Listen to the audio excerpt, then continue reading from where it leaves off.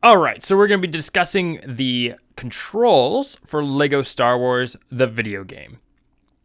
All right, for the PlayStation 2 controller, the DualShock controller, the left control stick is going to be your move/scroll through menu options. You could also use the 4 directional buttons, but I tend to use the left stick more than that.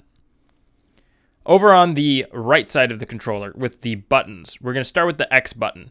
The X button is normally your jump, your double jump, a hover with particular characters, and then selecting menu options. So pressing it once with a character on screen will make the character jump. Pressing the button twice will cause the character to do a double jump if they have that feature. So Jedis will have that feature, Sith will have that feature, and so would someone like Jar Jar Binks or a high jump character. If you are R2-D2 or like an R4 character, you can hold to hover. So if you press and hold the jump button, it will cause your character to hover. If you are Jango Fett or the Geonosians from episode 2, if you press it, instead of jumping, they will just straight up hover. However, I've also found that with at least Jango Fett, I'm not 100% sure about the Geonosians, but with Jango Fett at least, his hover doesn't tend to get you across gaps. One other thing that you can only do with the X button in one level is if you have the Mos Espa pod race. If you hold the X button, it'll make your pod race car go faster. It's really weird because the instruction manual says the square button, but then you get into the level and it says the X button. So I don't know if it's either or if it's just the X button. All right, so we're going to now talk about the square button, which is the attack/defend. If you hold it down with a lightsaber, you will defend. You will basically block blaster beams. But if you press and hold the button just before a bullet impact, it will actually send the bullet back to the enemy that fired it. If you're in a vehicle level, it will cause your vehicle to shoot out laser blasts. So that's mainly actually only in episode 2 and episode 3. If you hold it down, it does do successive fire. However, you can get a much faster burst if you press the button rapidly. And that is what I would highly suggest, especially if you're dealing with the gunship cavalry and battle over Coruscant. All right, now that we've talked about the jump button and the attack button, we're going to actually talk about what they can do successively. So if you press the X button and then the square button, you can do an aerial strike, which is basically just a one-hit jump and attack, especially if you're holding a lightsaber. If you're holding a blaster, it'll basically just make it so you fire while you're in midair. If you press the X button twice and then press the square button as a lightsaber wielding character, you'll do an area destroy. Now, that is my personal name for it, and basically what that is that in a small radius you will destroy or at least mass affect anything in a certain radius. I would like to note that the aerial strike, which is basically just the X button plus the square button, is actually more effective in boss fights due to readily being able to block after your personal attack. So basically what that means is jumping, attacking, which is the aerial strike, and then if you hold the square button after the attack, your character is more likely to be able to block any attack coming from the enemy, opposed to if you did the area destroy. All right, now we're going to talk about the circle button, which is force/special abilities. So if you press and hold the button, you will do force if you are a dark side of the force or light side of the force character. If you are in front of a droid panel as C-3PO or R2-D2, you can actually gain access to a particular room. Now, it does have to be one with that particular droid's face on the panel. So if it's C-3PO panel, you have to be C-3PO in order to get into that panel. But if you press the circle button in front of that panel as that character, you will gain access to that room.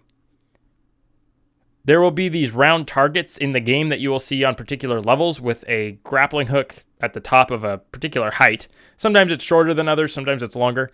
If you press the circle button on those targeting circles, you can use what is called the Ascension Gun, which is basically just tied to a regular blaster for most characters, although battle droids do not use the Ascension Gun as far as I can remember.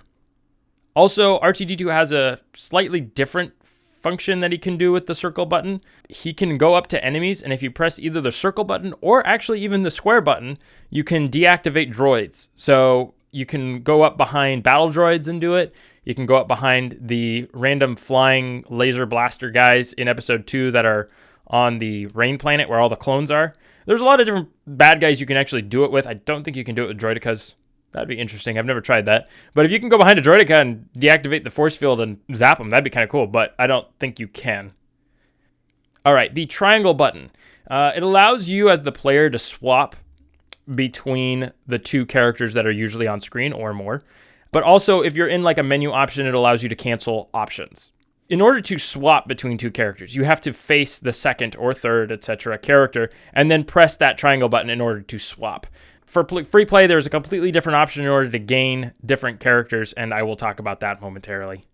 Usually, and I'm not 100% sure if this is the case in this game, but if you press the triangle button at the same time, you and player 2, the characters will actually swap who they are, but you have to do that either close to or at the same time. All right, the left and right triggers are the ones behind, and I think it doesn't matter which left and right trigger it is, so long as it is the left and right. So it could be L1, L2, or R1, R2. The respective ones will have the same same effect, excuse me. So they help you to toggle free play characters. That is their sole function. So the L1 and L2 will actually cause you to go in a left direction of listed characters.